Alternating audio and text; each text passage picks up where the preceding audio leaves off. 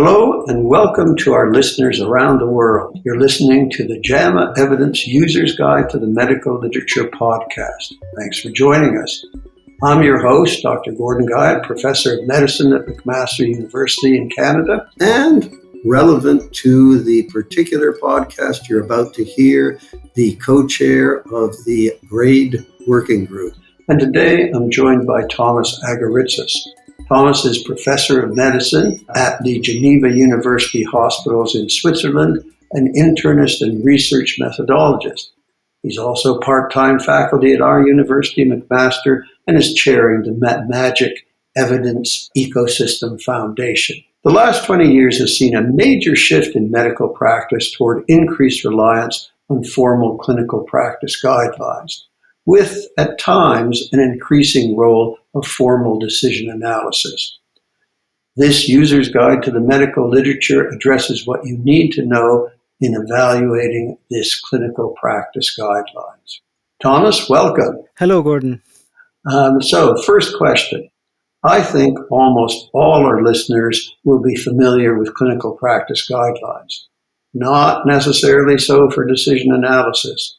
Can you give a broad strokes idea of what literature users will find in a decision analysis? Yes, they will find a structured quantitative method to support clinical decision or policy decision making. And typically, the authors of a decision analysis will present a decision tree that is the result of a treatment decision, for example. If I want to decide to offer anticoagulation to a patient with a minor stroke, I can lay out all the events that can happen, a stroke or no stroke, bleeding complications or no bleeding complications, and that will create all possible combinations of events. And a decision analysis is the formal analysis of this decision tree with hypotheses, assumptions on the likelihoods of these events, and also when each of these combination of events happens at the value perceived by the patients. And we call that the health utility. And the decision analysis is the combined analysis of all possible combination of events and options, and the health utility, the value perceived by the patients. That was a brilliant capsule description of a decision analysis. And the purpose of it all is to get clinicians guidance for how to manage their patients. A practice guideline also gives that guidance. What are the key differences that you would say between these two strategies, a conventional clinical practice guideline and a decision analysis? So both aim to support clinical decision making, but the strategies are different. So decision analysis are typically conducted by a group of researchers, a small group of researchers that will focus on the modeling of the decision tree, on clarifying assumptions, likelihoods of events, and assigning a health utilities or value to all these decision of events. So it's a technical approach to the decision analysis. Whereas in guidelines are developed by multidisciplinary panels, broader panels, not just researchers, including clinicians, methodologists, patients. So a different approach to the decision at hand. Guidelines may also integrate other factors than decision analysis, contextual factors, feasibility or equity considerations, what has been fully described in the evidence to decision framework.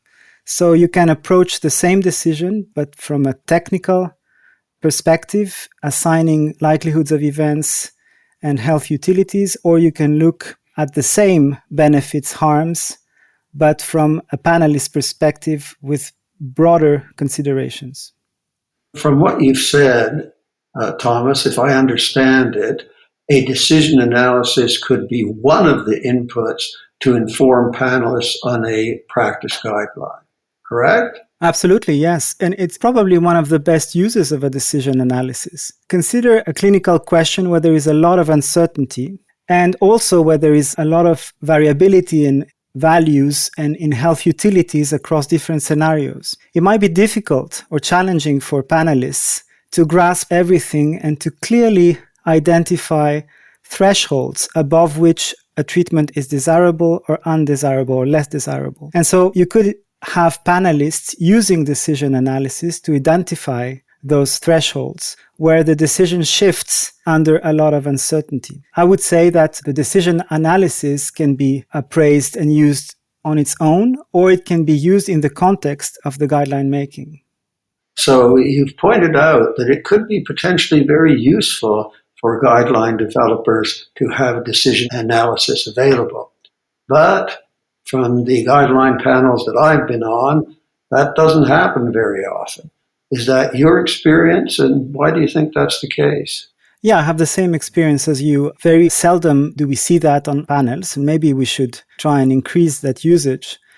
I wonder if one of the reasons is not the worry that in a decision analysis, you may lose control over the decision making. You may feel that it's a black box. It's a criticism we often hear, in the sense that if you don't fully understand all the likelihoods assigned and all the branching of events, you may lose grasp with your clinical appreciation, for example, of what happens for a given decision. So the decision analysis weighs in all the likelihoods and assigns utilities, but it may be felt by some that you're losing grasp with your clinical knowledge, whereas when you're sitting in a panel and look at the evidence together, it might be easier to connect with that clinical knowledge, or for patients with their own experience. But that's just an assumption. It's probably worth exploring how decision analysis can better help formal guideline making, particularly when there is a close call between treatment options, for example.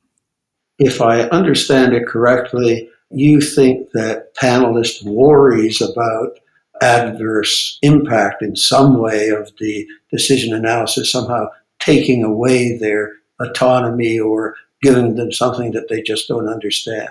Sounds like you're saying those worries may be not as big a concern, that people are over-worried. Well, it all depends how transparently the decision analysis is presented. And as with everything, any sort of analysis, some can be more trustworthy and others less trustworthy, right?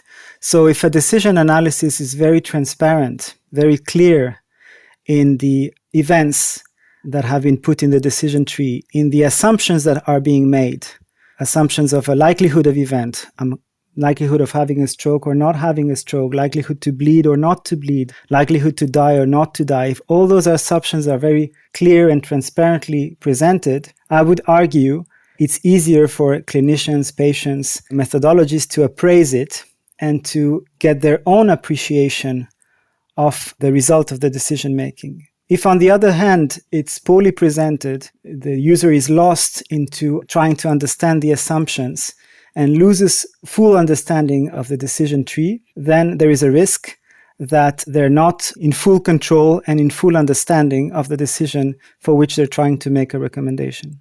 You've just told us implicitly that decision analysis can be done well or badly, and one of the key issues in doing it well is transparent presentation. Are there any other issues that distinguish between a well and badly done decision analysis? Yes, and they share the trustworthiness criteria are very similar, I would say, with the criteria we use for clinical practice guidelines. Managing conflict of interest for the authors that produce the decision aid in the very same way as managing conflict of interest for the guideline panelists is critical, because one has to make a lot of assumptions, has to put a lot of assumptions in the notes, the decision trees, and if one is conflicted, some of these assumptions might be biased towards favoring a treatment versus another. So managing conflict of interest in addition to transparency. The quality of the data, you have to factor in likelihoods, but also the effects, the likelihood of responding to treatment in a decision analysis are informed by current best evidence. And if this is done properly with a full comprehensive systematic review of all the evidence and fully appraised, it will be more trustworthy than if one selects the evidence in a biased way. Based on a full systematic review, managing conflict of interest, presenting it transparently are, for example, key criteria for more trustworthy decision analysis, and those are very similar to criteria for clinical practice guidelines.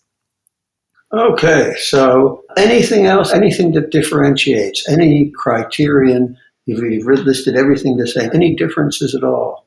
The other difference that comes to mind is the possibility of addressing costs a little better. That's what comes to mind. So, for example, if a decision analysis includes formally costs as an outcome, it not only appraises thresholds of effect, benefits and harms in the decision making, but also formally includes an economic analysis. So how much benefit or how much harms do I get as a patient if I'm exposed to a treatment? What's the likelihood of those? And at what cost?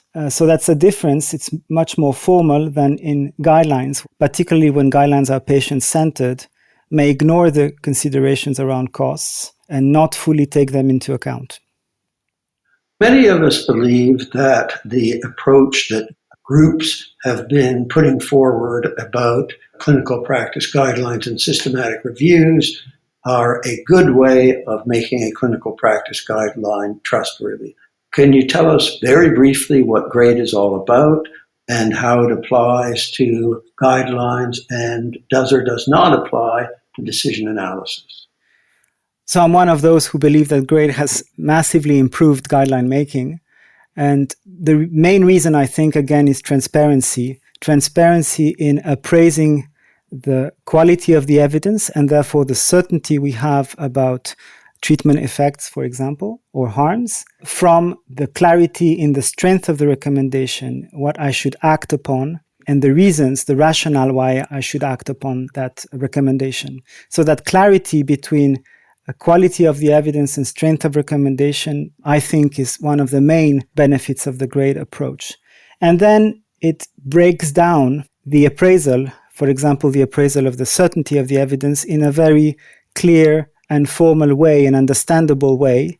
All the possible domains that can make us rate down the certainty, our certainty in the effect estimates, is very clear in the GRADE framework. So part of that assessment can be included or used in a decision analysis, but the decision analysis itself may not be as clear, that would be my criticism, in the rationale for a strength of recommendation. The rationale in a decision analysis is the clear weight between benefits and harms and the different health utilities across a decision tree, whereas in a clinical practice guidelines, the rationale is really how one weights all the different factors, benefits, harms, values and preferences, and other contextual factors, such as feasibility or equity, in favoring or recommending a treatment. So I think there is benefit to both approach, and some of the GRADE assessments can be used to use better evidence in the decision analysis, but the clinical practice guidelines go a little further into clarity of the rationale for the recommendation. Excellent. Well, we've covered a lot of ground very succinctly and very clearly. I think you've done a great job. Is there anything you'd like to tell our listeners that we haven't covered? Maybe just the advice to explore things we are less familiar and less comfortable with. So if you haven't ever looked at a decision analysis, try and appraise the clarity of how it's presented, the transparency. And the more we are exposed to analysis we are not very familiar with, the more we can expand our understanding. And then if the situation arises in clinical practice where one can use the decision analysis, it's worth exploring that as well. Or if you participate in a clinical practice guideline, to try and complement the usual approach with using a decision analysis. Thank you, Thomas. That was great. And implicitly in what you said is a recommendation that I like to keep in my own mind, which is to be a lifetime learner. So thanks again. I'm Gordon Guyatt, and I've been speaking with Dr. Thomas Agoritsas about clinical practice guidelines and decision analysis. Thank you. You can find a link to this chapter in this episode show notes. This episode was produced by Shelley Steffens at the JAMA Network. To follow this and other JAMA Network podcasts, please visit us online at jamanetworkaudio.com or search for JAMA Network wherever you get your podcasts. Thanks for listening. This content is protected by copyright by the American Medical Association with all rights reserved, including those for text and data mining, AI training, and similar technologies.